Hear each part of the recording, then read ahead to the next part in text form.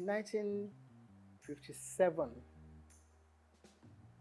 just a greenhorn, leaving school and looking for a job, going into broadcasting was something that I dreamt of.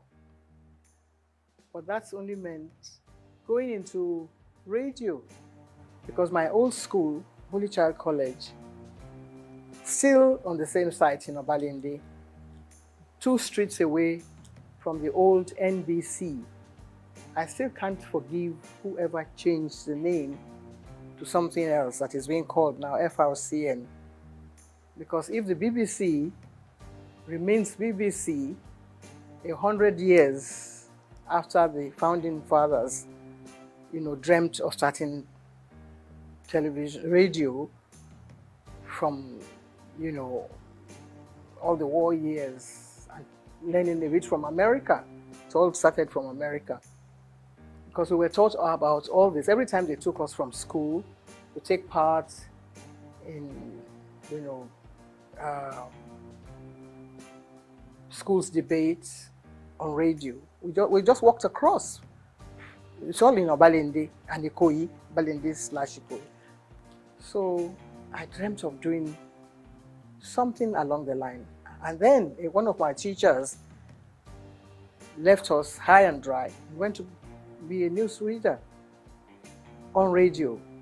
Marie Tabio, who later became Mrs. Irikefe. Then we had people like Tung Adedoyin and Eno Tuk. We used to listen to them on radio on the old, you wouldn't know anything about that now, the rediffusion. It was just, a little box in your home, and everybody looked forward to either listening to the 7 o'clock news in the morning or 6 o'clock or 7 in the evening. So that was all really all I had to do with broadcasting. And who was going to take me there was another matter altogether. Who would take you, little 16, 17-year-old girl, into broadcasting? But one had been bitten by the bug then. So, and only God knows where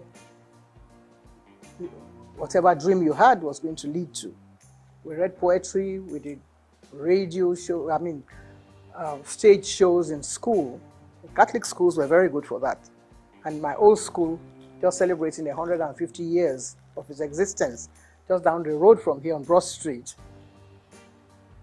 The nuns, they were all white nuns. No Nigerian nuns at the time that we were growing up. So all the dream they had, this kind of dream that we have now, going to England. But they were coming here to teach us. So I had learnt a lot of poetry. I had taken part in Festival of Arts, and I had gone to the biggest hall we had then was at King's College, which was also down the road. Means of transportation was your SS foot. No BRT, no bicycles or whatever. So we did it all just walking around and learning from our teachers. And of course, our mentors were the nuns, like I said. So in my wildest dream, there was no way that I was thinking of going into anything like broadcasting. That is going back to answer your question. But they had a lot of plans for the girl child. And not along the religious lines now. But actually, they came to actually engender this whole idea of pushing the girl child forward. And not just me, a lot of us. People like Mrs. Francesca Emmanuel, they also went through the whole gamut of all this dream that I'm talking about. Television itself was brand new in the world. I have to talk about radio because that was what I knew as a child. But television, when it started, we didn't even know. Maybe in America, and then it went to Australia, and then to France. No. France came after Nigeria. You wouldn't believe that, would you? That we were number 6. America, Britain, Germany, Australia, one other country, and coming now home to Nigeria, where you cannot help but give a lot of credit to the dreams of people like late Chief Obafemi Awolowo and one of his ministers then, Chief Anthony Enahoro. So that's how I believe this whole package was placed on their laps and sold to Nigeria, to the Western Nigeria government. On the radar were lots of other people like me who had dreams about becoming Miss Nigeria. So maybe that will now give you a little background about how I took part in the Miss Nigeria pageant, Western Nigeria, and I became Miss Western Nigeria.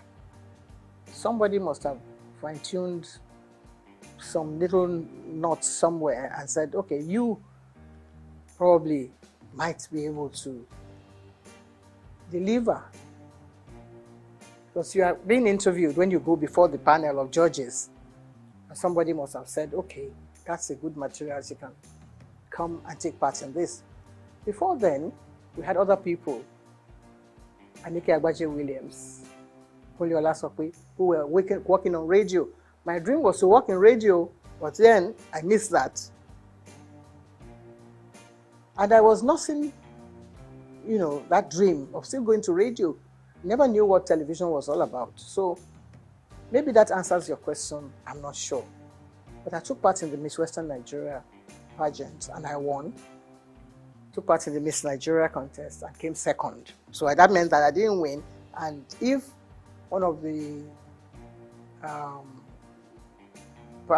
maybe the prize was to go on TV, it wasn't even there. It wasn't written into the, program that whoever did this, but the person was going to go to England. And so Helena Yemeluna, who won that contest, went to London and fulfilled her own dream. But I was still biting my nails, waiting for when I'll be able to get a job. There were other things that girls could do. You could be a nurse, you could be a teacher, you could be an assistant, a dental assistant. All those were things that young ladies, can, fulfill their dreams along those lines. They're still there. You still have young ladies. Mrs. Muritala Muhammad, the first time I met her, she was a dental assistant. Little did we know that her husband was going to be the head of state and she would be first. So you see, lots of things were there for the young girl who wanted to learn, who had the talent, and who wanted to perform, and who wanted to work hard. But now I don't know if girls want to work hard. All they want is, the table to be set, and then they come and, partake of whatever is there. It wasn't too difficult at the time that I was picked as one of the people to come and appear in WNTV. The audition was actually carried out before my time. I got involved in so many other things, trying to get a job, something to secure, something, to alleviate poverty. There was not too much poverty in Nigeria at the time because people could still make a living for themselves and, get by in society. But I was lucky that I had an aunt who was a nurse in the hospital in Ibadan, UCH in Ibadan. And she was married to an Englishman, and the man's friend happened to have been the man, Mr. Mathers, who was brought as one of the technical partners to WNTV. So we met at a dinner party, and just as you and I are chatting, I was only 18 plus. I was 17 when I took part in the pageant. But by this time I was growing up, and I thought I was a big girl. So I opened my mouth and I said a few things. And the man looked at me and said, "How come you are not speaking with a Nigerian accent?" And I didn't know what he meant because we were taught at St. Mary's to deliver whatever lines we were given to deliver. The Festival of Arts, I came second after an English boy from Corona School. And I was given a beating for coming second. Not because I didn't perform well, but because I forgot to curtsy. And one of the judges, I think, who was then Mrs. Abayomi, Lady Abayomi, said that I delivered my lines very well. If I were the Lord of Tartary, I would do this and that and the other. So I came second. And when I got back to the school, the nun, Sister Marieta, said, you were not paying attention. So whatever you do in life, you have to be consistent. You have to perform well. The way we're trying to do now, the way we're trying to project your voice and whatever it is you have to offer with a lot of humility, not trying to show off or to project your own image, or whatever message you have to deliver, you have to make sure that it is well delivered. The following year, St. Mary's Convent School, which is my old school, which is 150 years old in existence, went to the same King's College Hall, and we beat a lot of secondary schools. We came first. Pied Piper of Hamelin. Have you ever heard of that poetry? Pied Piper of Hamelin was about someone who wanted to get rid of all the rats in Europe, and all he did was to play the pipe. So that is what we were more or less doing. That's what you and I are being a Pied Piper, trying to get off all the ills in society. That's the main job of a broadcaster.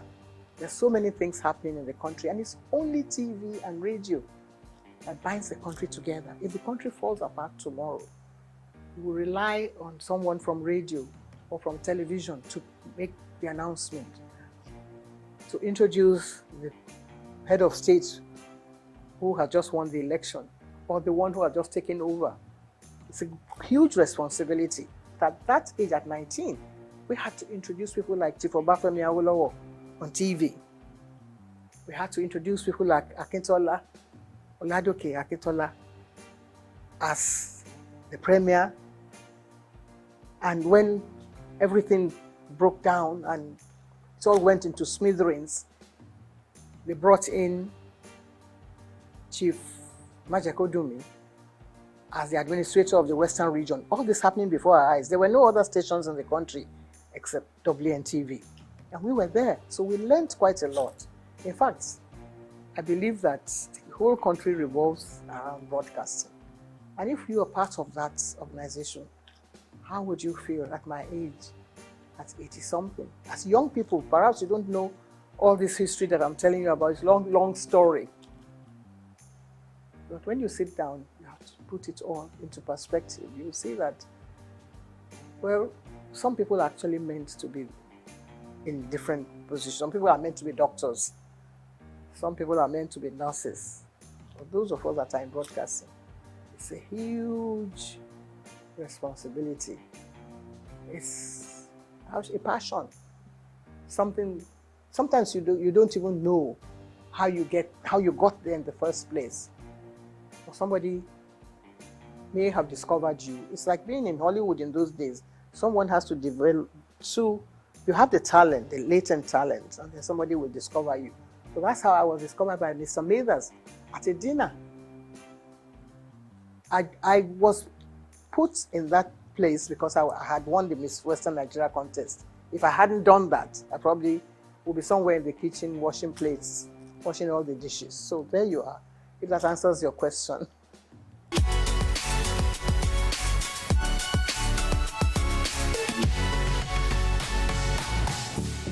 Well, there's no one that actually picks someone and puts you plonk without, I mean, of course, if you don't have any experience on the job, you have no business being there in the first place. But if I had taken part in Pied Piper of Hamelin towns in Brunswick, I was only 13. By famous Hanover City, I was speaking like an English person. When I was only a Nigerian, little girl, being nurtured, by my mother, who was a seamstress. How would you ever get there?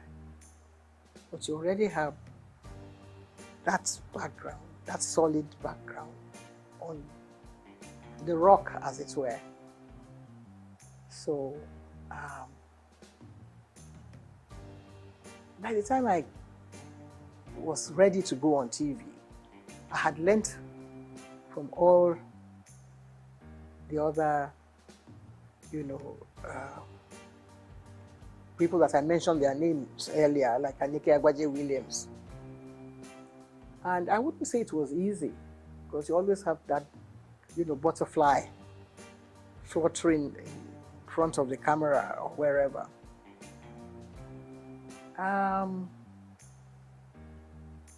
I think I took to television like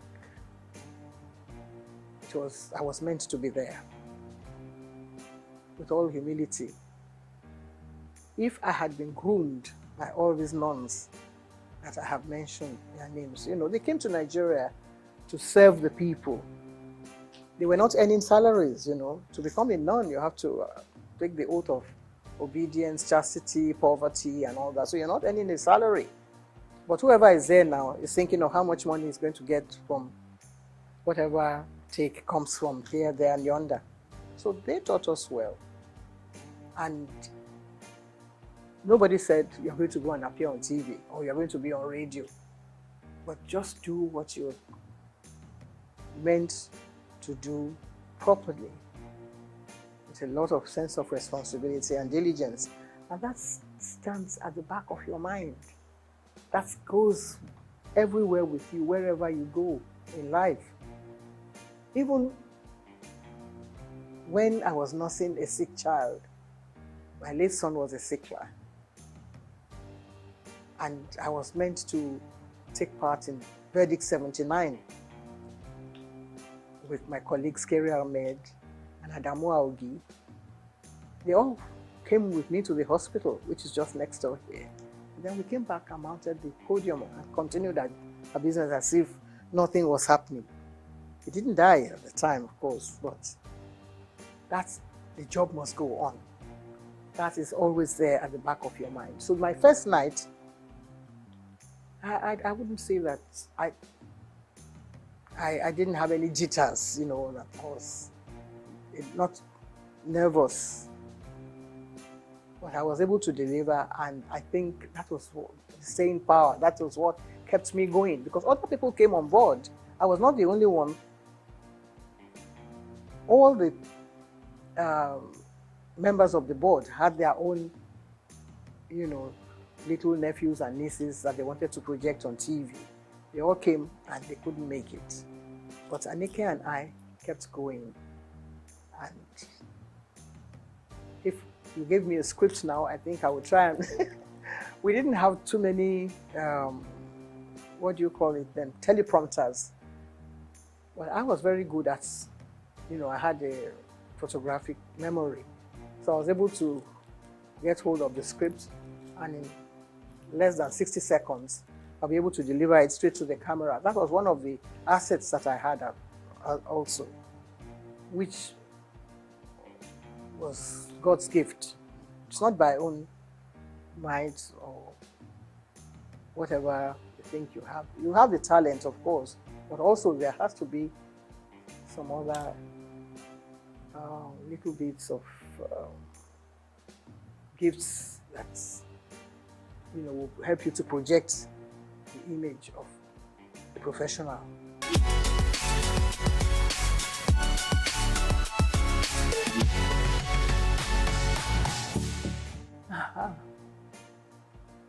A lot of controversy. There is hardly any TV, radio, movie personality that can scale through that without any, because people are watching, people are trying to find their own little, bits of criticism here, there, and yonder. You can't be a goodie, 2 shoots without, any, how shall I say it, problem here, there, and yonder. So everybody has their own way of looking at people. People say, well, what has she got to do? She went to take part in Miss Western Nigeria the other day. So what's the big deal about her?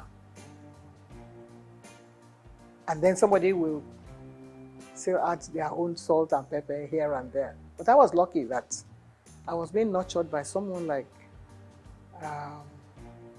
T.O.S. Benson, who was then our Minister for Information. And he felt that, you know, everything should not stop here. There were things happening in America. He made sure that my name was there. I was at the inauguration of President Johnson, Lyndon Johnson, and we commanded a lot of attention there, myself and my colleague who came from Lagos, the station in Lagos. And for the president to notice that there were two black people sitting behind him at his inaugural ball, I think it was very overwhelming for me, because not many black people had invitation to that event. But Charity Adadevo and I were there, and he stood up and shook our hands where we were sitting, behind 3 rows behind the president. Then Kennedy had died, and we were still not seeing, you know, we were still feeling very hot about, you know, the loss of Kennedy. And here was the new president coming up. We were not particularly keen on being welcomed by him. But then, you know, things like that happen to you, and it makes headline news. 2 black people, they didn't even say Nigerians, they thought we were from Ghana, because some journalists came around and said, how is your man Nkrumah? And we said, no, our own Prime Minister is Tafawa Balewa. They never heard of him then. But then they had to go and carry out their own study and find out who Tafawa Balewa was. And of course, the whole country was very proud of us that we went and actually stole the show at the inauguration of President Lyndon Johnson. So many other things happened. When I came to London, the British Information Office, they were trying to look for someone to host their program. That has happened to be around, so they picked me to host their program. But you don't ad-lib on any of those stations. Everything is written out. The questions, even your answer will be written. You can change it around a little bit, but they make sure that you said the right thing at the right time. So that was how we were able to gain attention. German television also invited us because they were interested in Nigeria. See how the German Chancellor came to Nigeria. That was what happened at the time. In 1963, we had just gained, we had just become a republic then, from being an independent station in 1960. By 1963, we then became a republic. And we were chosen to go and appear on German television in Berlin. And they wanted a little bit of culture. So Benson had his own band. So we were chosen to go and represent Nigeria then. Nobody knew who the ambassador was, but they wanted to know who was presenting something on TV. So that's how important television has been. And that, in fact, we were the first television in the whole of Africa. The very first station, WNTV, that was a call signal. WNTV, first in Africa. There's nothing like that now. Nobody wants to know whether you are first or second. But the station that is being run in Nigeria, I think, has the largest number of stations than any other country in Africa. We have about 21 stations, and now it's still, you know, still counting. And yours is coming on board, and so many others. I think next to America, Nigeria should have been the best country for television broadcasting in the whole world. There's not so many countries in the world that has as many stations as Nigeria. We only have to put our heads together. We only have to find joy in whatever we're doing. Sometimes when it's raining, people say, oh, it's raining, and they feel very bad about the rain. But if you look closely, behind that rain, there will be sunshine, there will be something else coming on. You see some silver clouds coming during the rain, but Nigerians don't have the patience to wait for that kind of thing. That's what television teaches you. If you're in the studio, you don't know what's happening outside. You just get on with the job. That's what we were taught. We were taught not by Nigerians. Even when we started, we couldn't go on air and ad-lib. There was always someone there, Mr. Blackledge, to write the script. And if you can commit that to memory and deliver it, they're home and dry. It's not everyone that has a gift, not everyone that has a talent. It's God-given. And if you listen as a child at 17, 18, 19, at my own age, I learned from school, and I was able to impart this into the job. So within a few months, we got double promotion, all of us, because we were doing very well. Anika Agbadi was excellent. Olasope was superb. And so many other people reading the news. We were the first female to read the news. Women were not allowed to read the news. Nigeria started it.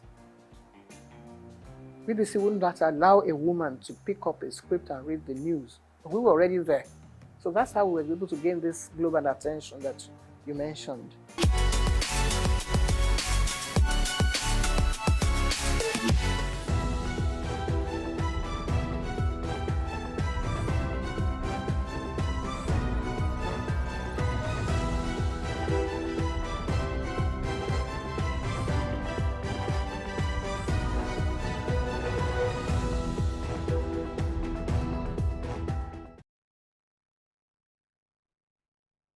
Good morning and welcome to Early Exchange with Blessing Ache, Femi Ayodele, Sam Oruwoje, and Idahosa Osamanze. Is a critical element of managing the employee-employer relationship, particularly from... The problem in Nigeria is not corruption, and everybody seems to be very surprised. That corruption is not a problem. How can indigenous languages be promoted in a country like this? Statistics show that less than 10% of Nigeria, the population of Nigeria, has have access to health insurance. You imagine if our population is about 200 million. And this is Early Exchange, shaping policy, advancing development. Good morning, welcome to Early Exchange, where we'll bring you insights and interviews and talk about business, economy and development. I am Blessing Ache. Now, this is Friday, is the last edition for the week, and so we're going to be looking at fashion and style. You do know, if you are a Nigerian, that when you talk about Fridays, is a time people unwind and you get to see a lot of fashion and style being displayed. So what are those in this type of business? How is the business going? What are the prospects and even challenges of the business? These are going to be the focus of the show today. You know, as it is the culture of the show, we'll bring you up to speed with current happenings around the globe. And Afreta Amibasa is waiting to do just that. Good morning, Afreta. Over to you. Good morning, Blessing. Welcome to the Friday edition of the Morning News Update and Sook News, where we shape policies and advance development. Let's take a short break. We'll be right back.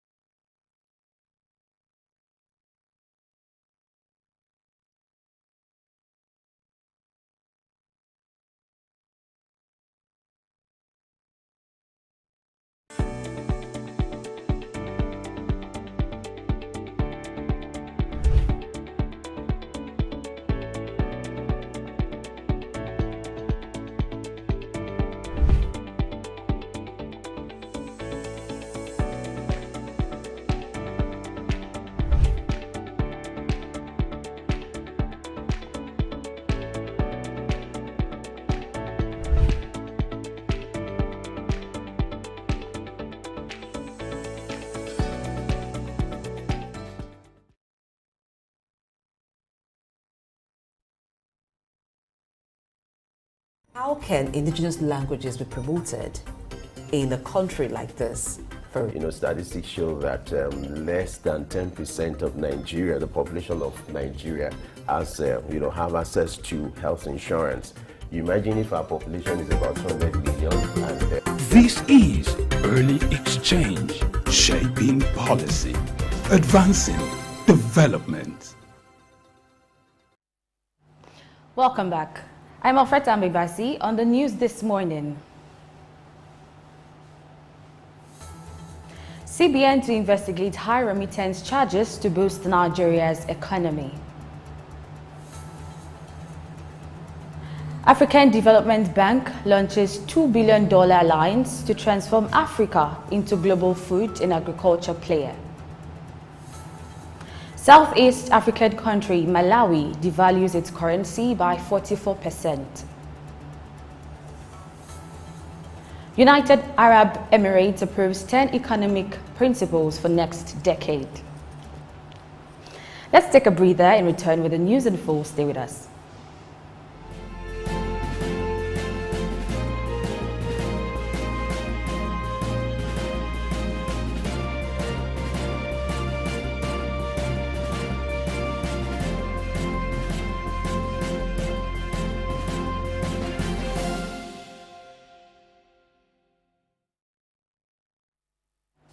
Glad you're still with us.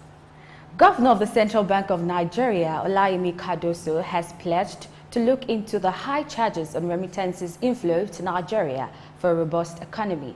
He gave this assurance during a strategic meeting led by Honorable Abike Dabiri-Erewa, the chairman, CEO, and management of Nigerians in Diaspora Commission, NIDCOM, to the CBN headquarters in Abuja. Cardoso expressed concerns over the status of remittances and assured that investigation would be carried out and all necessary actions taken to ensure Nigeria remains the highest receiver of remittances in sub-Saharan Africa after Egypt. In her response, the chairman of NIDCOM, Abike Dabiri-Erewa, while lamenting the high tax rate on remittances, called on the leadership of the bank to partner with the Commission in its numerous initiatives like the National Diaspora Policy, Diaspora Data Mapping, Badagry Door of Return, amongst others. And similarly, the Central Bank of Nigeria has reassured the public that every banknote it has issued remains legal tender and should not be refused by anyone. The Apex Bank has directed its branches nationwide to continue issuing both the old and redesigned banknotes in adequate quantities to deposit money banks. This directive, communicated through a public statement by the Director of Corporate Commissions, Isa Abdullah Munin, aims to address the reported scarcity of cash in some major cities despite initial assurances by the CBN of sufficient cash availability in all locations. In the statement titled "All Banknotes Issued by the CBN Remain Legal Tender," the central bank reaffirmed its commitment to ensuring that all banknotes are accepted and recognized as valid means of payment. And in a bid to make Africa become a global player in food and agriculture and to help feed the world, the President, African Development Bank AFDB, Akinwumi Adesina, has called for Africa to end the export of raw agricultural commodities and focus on exporting value-added products. To achieve this goal, the bank has launched the Alliance for Special Agro-Industrial Processing Zones, with the aims to mobilize at least $2 billion in financing and investment commitments from alliance members and partners over the next 5 years. The program, according to him, will help to provide critical infrastructure to support agro-industrial development in Africa and help to deliver an additional 15 to 20 ZAPS projects in various countries across the continent. While speaking on the challenge of political instability as it affects Africa, the president of African Export-Import Bank, Afreximbank, Dr. Benedict Orama, noted the importance of budget financing and project implementation in ensuring that Africa gain its rightful spot. And to the energy sector, The Nigerian government is shifting its focus to alternative power sources such as small hydro dams, solar energy and offshore wind power to improve electricity supply in the country. This move aims to de-emphasize the national grid and prioritize distributed power generation, delivering electricity directly to consumers without relying on the constrained transmission network. The Minister of Power, Mr. Adebayo Adelabu, who revealed this, also highlighted the multidimensional challenges in the power sector and stressed the need for a collaborative approach involving all stakeholders. He emphasized the shift from the traditional top-down approach to a bottom-up strategy, prioritizing power distribution and infrastructure improvement. The Lagos State International Trade Fair 2023, currently in its 8th day today, has been a success, with exhibitors making sales and visitors purchasing various goods. Both local and international participants have expressed appreciation for the efforts of the Lagos Chamber of Commerce and Industry, LCCI, the fair's organizer. The fair has been conducted in a secure environment, and as part of its 135th anniversary celebrations, the LCCI has announced free access to the fairground for all visitors until the closing day on Sunday, November 12, 2023.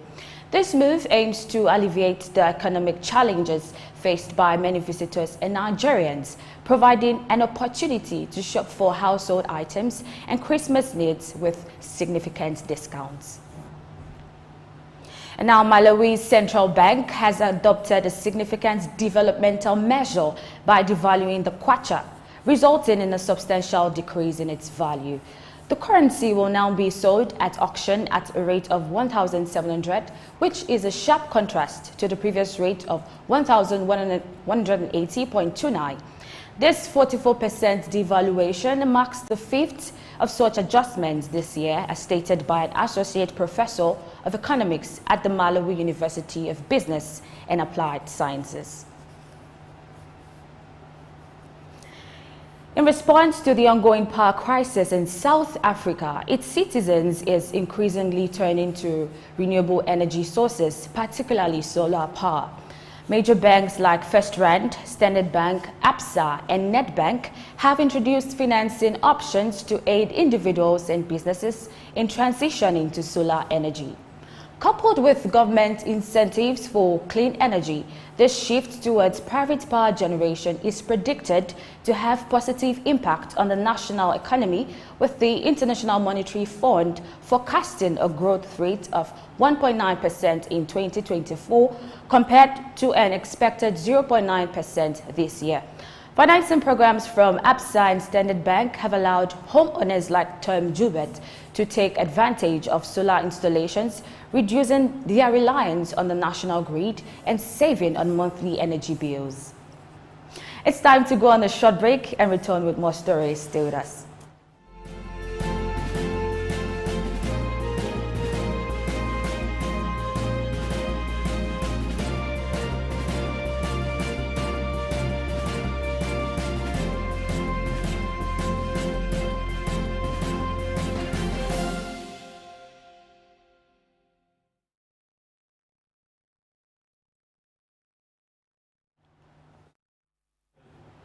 Welcome back, and you're still on the morning news update on Souk News. Remember to follow and engage on all our various social media platforms.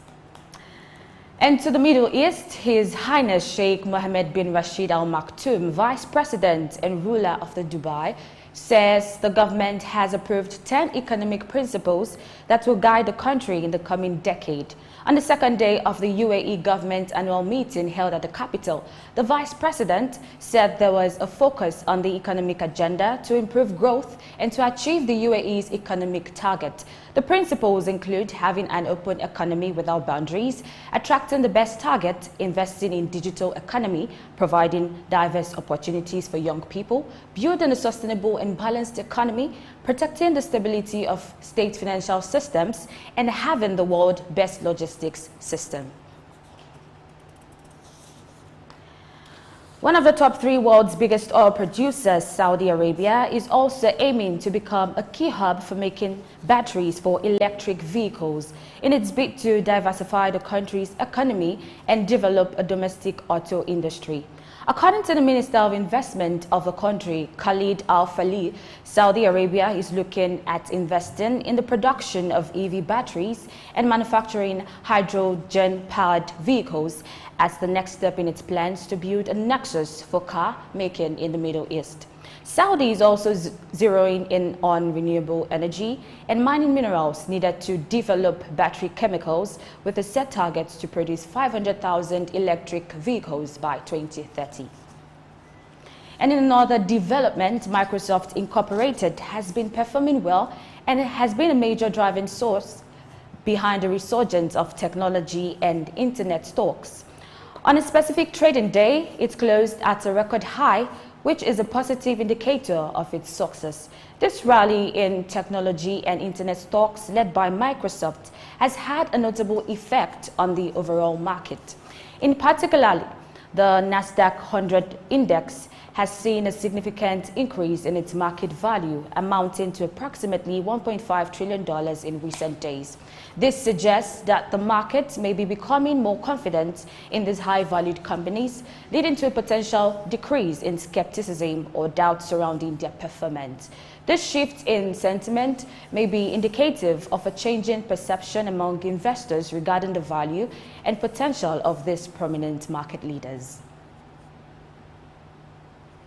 And according to reports in China media outlets, NVIDIA has completed designs of 3 new high-end AI chips for China, the star market daily. The company's customers in China may start to receive those products within the next few days. All 3 chips, reportedly called GX-H20, L20PCL, and L2PCL, are based on the design of AI chip H100. This new development comes after the US government blocked NVIDIA from selling its high-end chips A800 and H800 to China. And Sweden's real estate companies have to continue reducing their debt loads to avoid default and spillover effects to the wider markets. The warning from the central bank comes as the Swedish commercial real estate market has become a flashpoint for widespread concern about the industry's ability to cope with increasing borrowing costs after some highly leveraged companies have seen their credit ratings deteriorate and business models fall apart. And with that, we call it a wrap on the morning news update for today. Stay tuned for more analysis on Early Exchange. I am Alfreda Ambebasi. Many thanks for watching.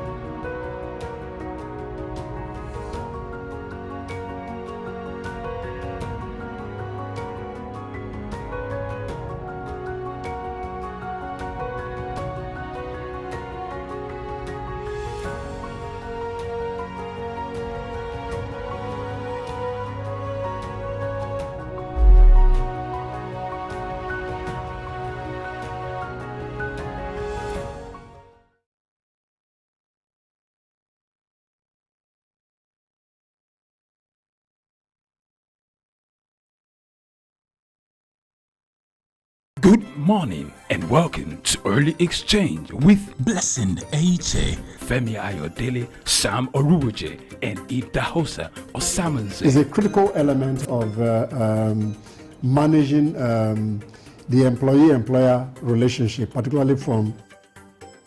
The problem in Nigeria is not corruption.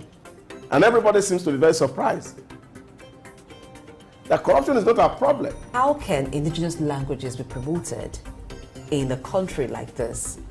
Statistics show that less than 10% of Nigeria, the population of Nigeria, has, have access to health insurance. You imagine if our population is about 200 million. And this is Early Exchange, shaping policy, advancing development.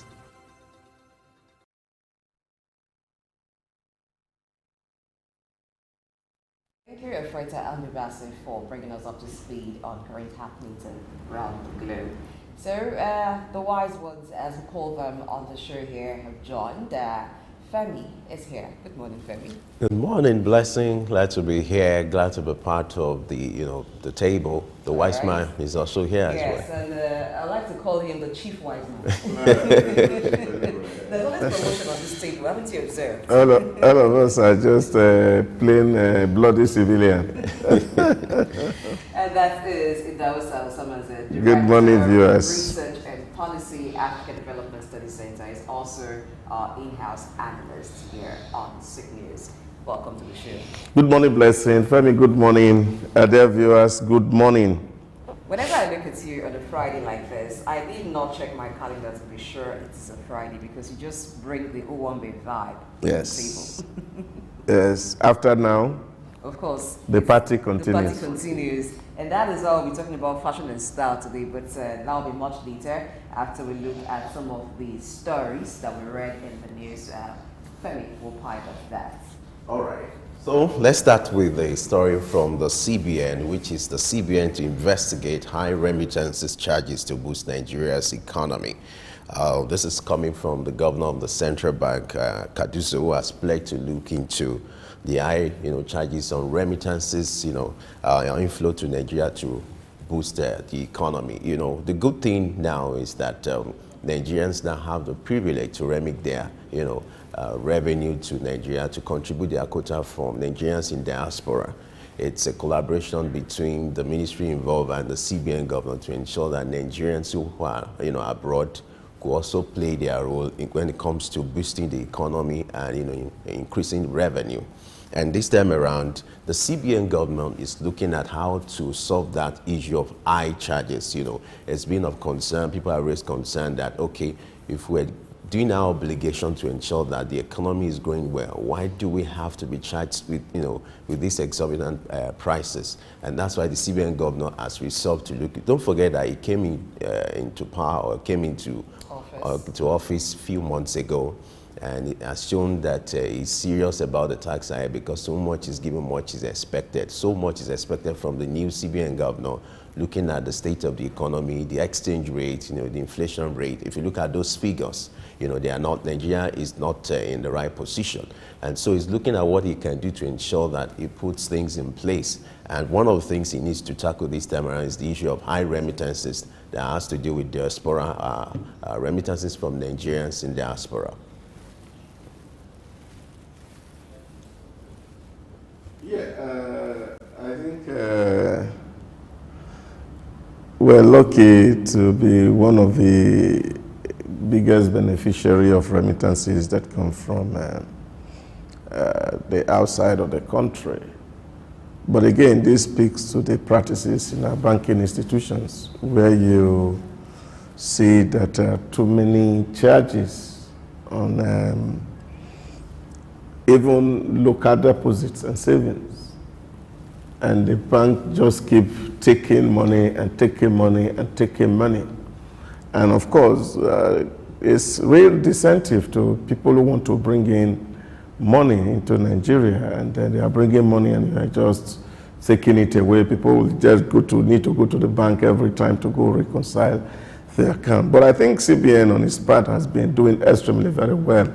I remember the last regime under Godwin Emefiele, the CBN actually were encouraging people to bring in money, and for every $100 that entered into the Nigerian economy, the person actually who is collecting take 500 naira from the CBN. That was a huge incentive, and that was done in order to see how to bridge the gap between the demand for Forex and then, of course, the supply. All that was from the CBN angle, but some of all these things are not within the purview of what CBN can do, but the rules are there, the regulations are there, and I think it's important that CBN look at their book very well and see if there are people who are violating the CBN